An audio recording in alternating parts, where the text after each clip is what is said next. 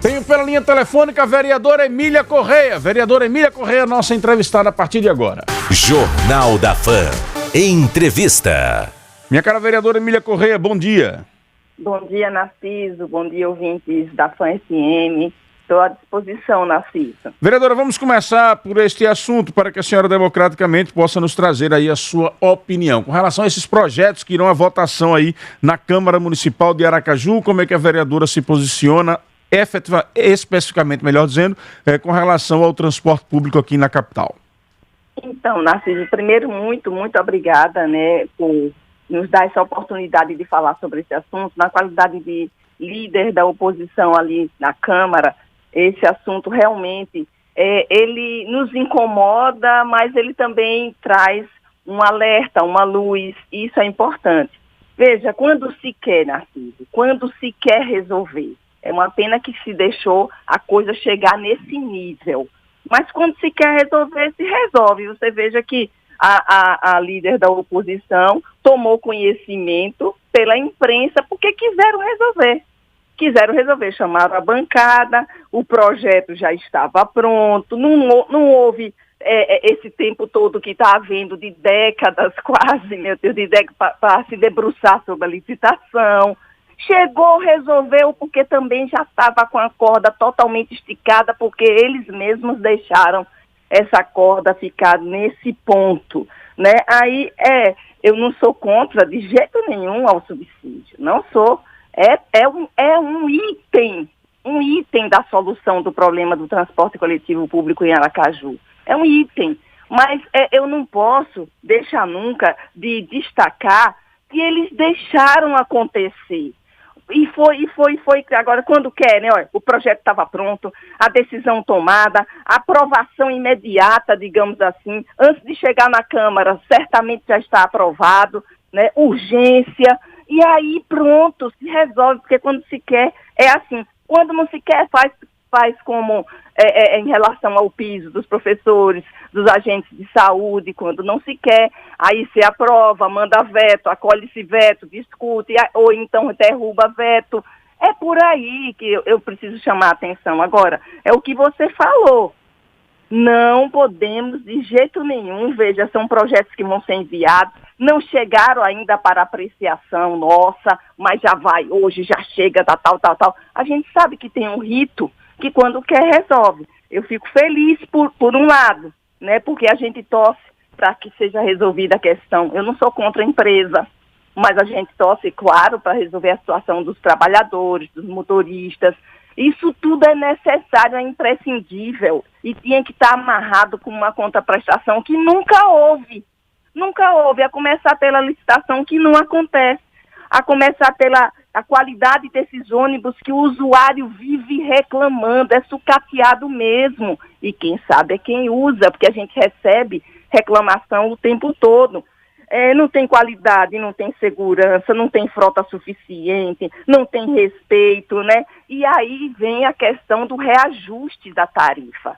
Ora, a gente sabe, Narciso, que tem que em algum momento ter reajuste, porque tudo é reajustado, só não é reajustado muitas vezes aquilo que vai em direção para beneficiar uma maioria, que é o povo que coloca esse povo no poder. Eles não são vistos, eles não são considerados, né? Quando se pergunta, e a licitação? Estamos nos debruçando, vai acontecer, porque quando não quer, está se debruçando, está estudando, vai resolver, e quando se quer, da noite para o dia, o projeto está pronto, já vai para a Câmara hoje, já vai, eita, chega.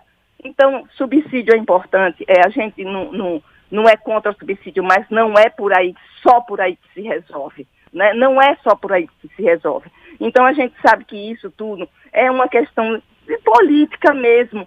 E aí a gente só tem que analisar, olha, pagamentos dos motoristas tem que acontecer, tem que ver também essa questão do combustível. Lógico, está tudo dentro do pacote, mas está dentro do pacote o respeito à dignidade, à segurança, à qualidade desses ônibus. Há quantos anos, Narciso, esses ônibus estão assim e não tinha problema disso. Os motoristas estavam recebendo, graças a Deus, direitinho lá atrás, né? Não havia nem necessidade de subsídio nessa pressa toda, não havia. Havia um contrato, né, a concessão e tudo, mas não havia isso. Mas o usuário já estava sofrendo desde sempre. O empresário não estava sofrendo desde sempre, mas o usuário está,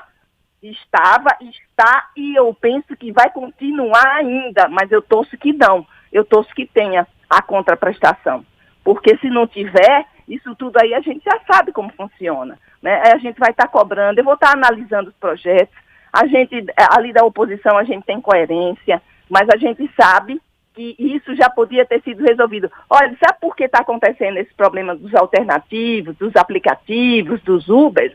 Por conta do desprezo, do abandono do transporte coletivo. Não há fiscalização, não há punição, não há zelo, não há manutenção, e aí aumento da população. A frota, ao invés de acompanhar o aumento da população, diminui. Aí, logicamente, que tem que ter outras alternativas, que também a gestão não chama para resolver.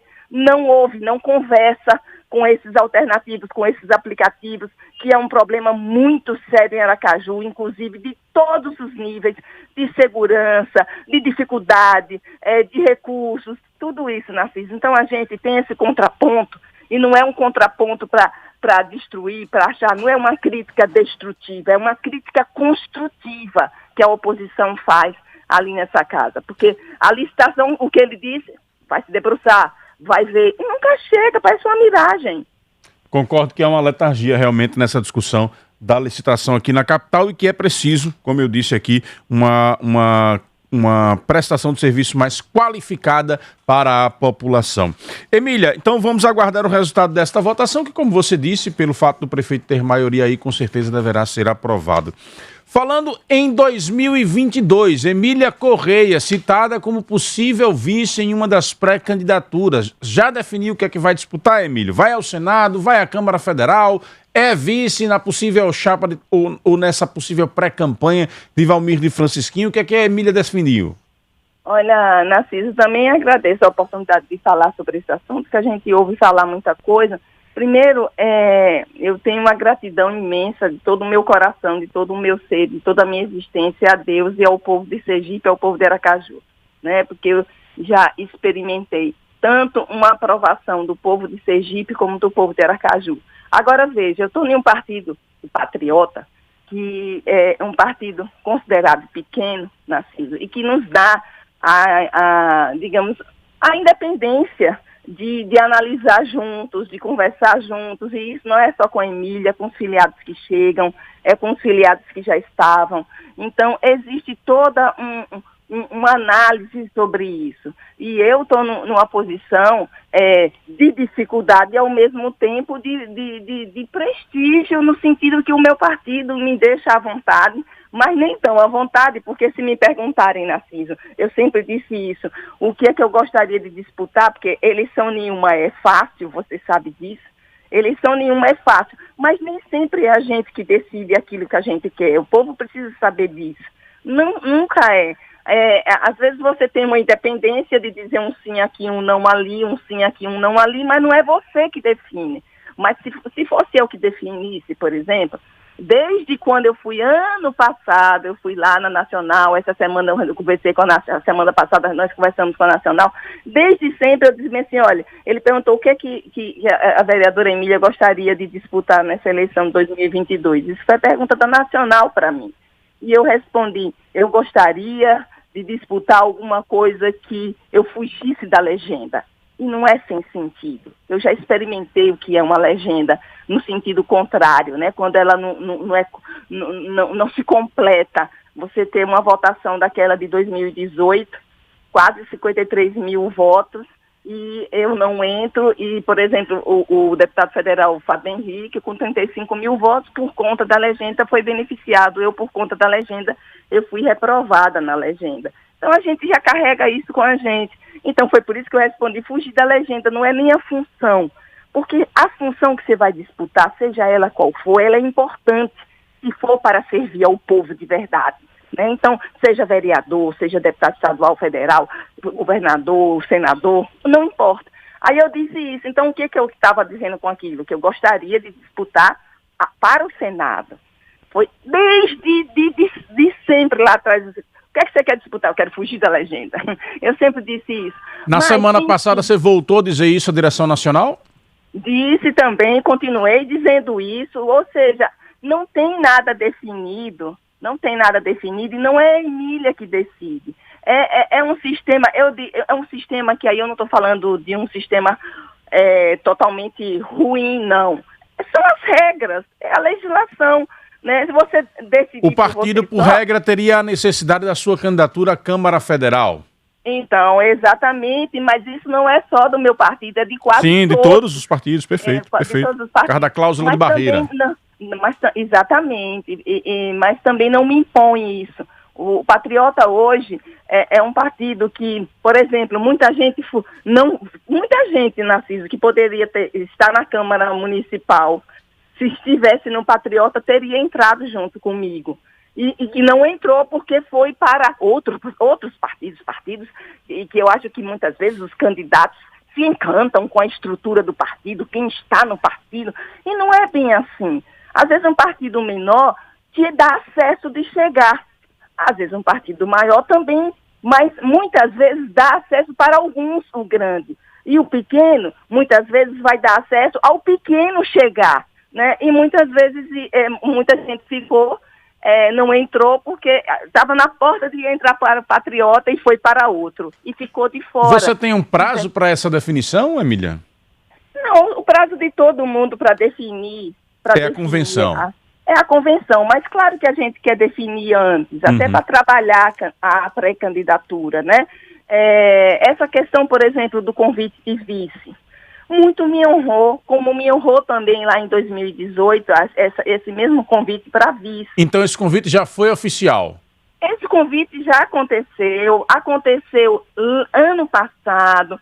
Esse ano já tiveram algumas conversas, mas não próximas, conversas às vezes de WhatsApp, vamos conversar, mas não teve uma conversa para sentar, para analisar, olho no olho. Isso não teve esse ano. Certo. Nós tivemos uma conversa, inclusive tem uma foto que foi publicada de uma reunião que eu estava, mas essa reunião aconteceu ano passado, em julho de 2021, inclusive lá no meu gabinete, né? Mas, por exemplo, eu me sinto muito lisonjeada, muito honrada com o convite do Valmir Francisquinho, né, para estar compondo essa chapa de vice, mas não tem uma definição ainda. Essa semana, inclusive, ele já entrou em contato comigo, ele ficou de conversar, eu vou ouvir, vou conversar, mas ainda não tem uma definição. Já tem uma data marcada para essa conversa? Não tem. Se você me perguntar assim, há possibilidade da vereadora aceitar esse convite? Olha, antes, lá em 2018, eu nem pensava nessa possibilidade e eu recusei 2 convites para ser vice, tanto do Valadares Filho quanto do Eduardo Amorim, né, candidata a vice-governadora. Há uma possibilidade nesse momento? Nesse momento, há possibilidade de conversar? Há possibilidade de aceitar, de não aceitar? Existem as possibilidades de aceitar e não aceitar, mas ainda não está definido. Né? Assim que lá em 2018 você refutou imediatamente. Nesse momento, então, você disse que se coloca à disposição para refletir. Depois, exatamente. Depois que eu conversei lá em 2018, eu refutei após a conversa. Né? Eu pedi, inclusive, estava muito em cima do prazo, eu recebi, eu usei um final de semana para dar resposta.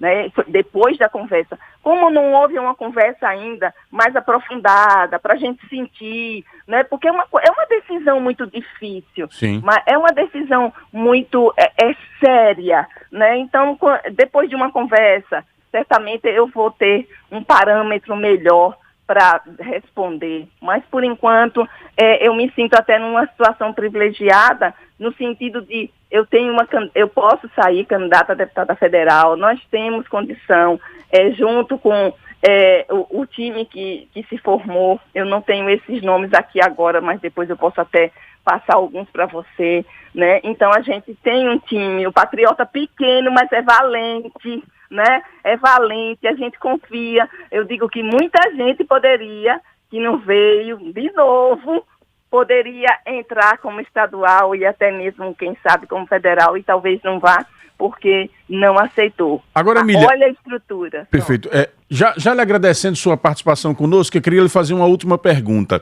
Da Câmara Municipal de Itabaiana vieram críticas a esta postura de Emília de, por exemplo, como repetiu agora, dizer que se orgulha com esse convite do Valmir de Francinho. Como é que você reagiu às duras críticas que recebeu, Emília?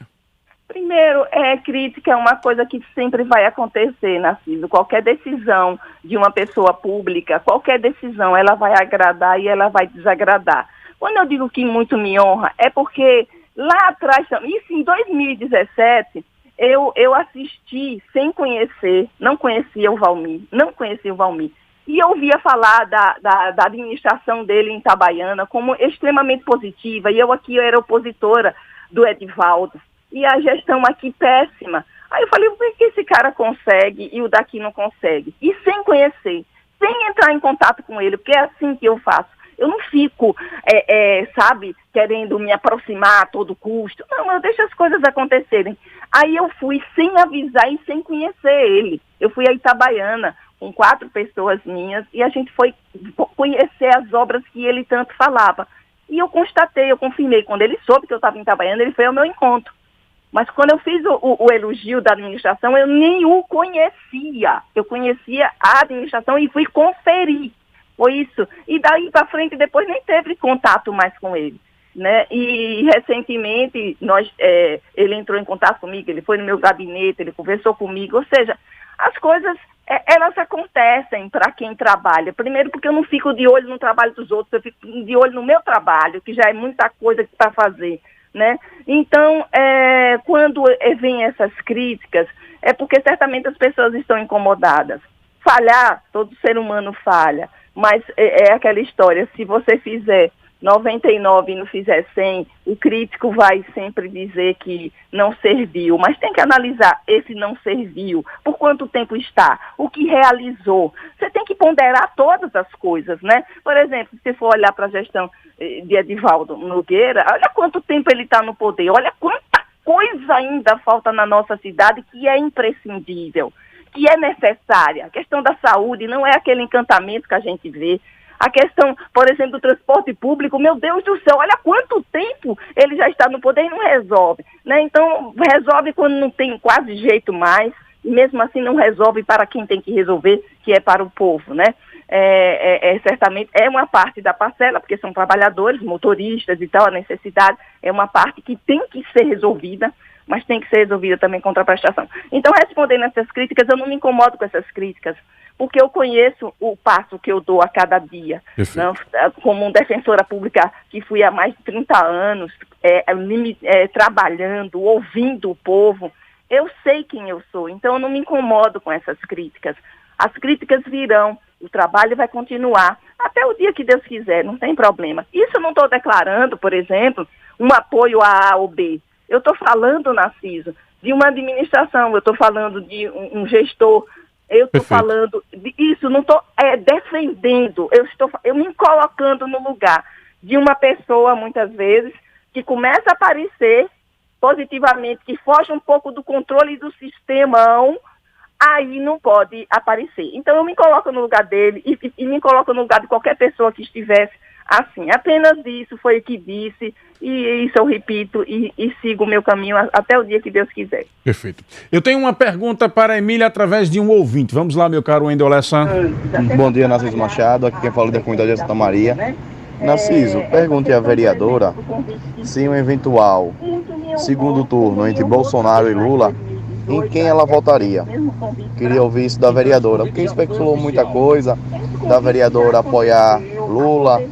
Então, porque eu acho que era incoerente da vereadora apoiar o pré-candidato Lula, porque ela sempre fez parte da junção com João Alves Filho, que era completamente contra a esquerda. Eu queria saber isso da vereadora, líder da comunidade de Santa Maria. Parabéns pelo programa. Complemento aqui com a pergunta do Marcelo Eduardo: se você for candidata majoritária junto com Valmir, você vai pedir votos para Bolsonaro? São as duas perguntas. Então, vamos lá. A primeira, Narciso, eu nunca me declarei esquerda.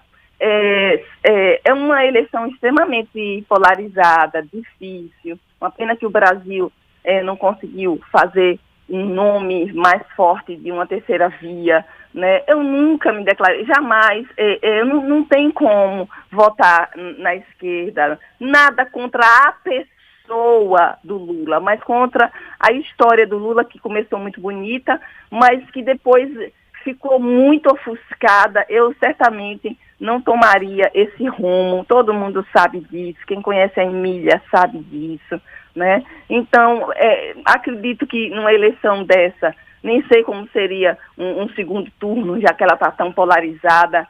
Eu não tenho, digamos assim, em relação à questão do Bolsonaro, eu tenho reservas, eu já falei nisso. E o que é que meu partido?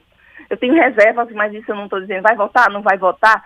O que é que o meu partido disse?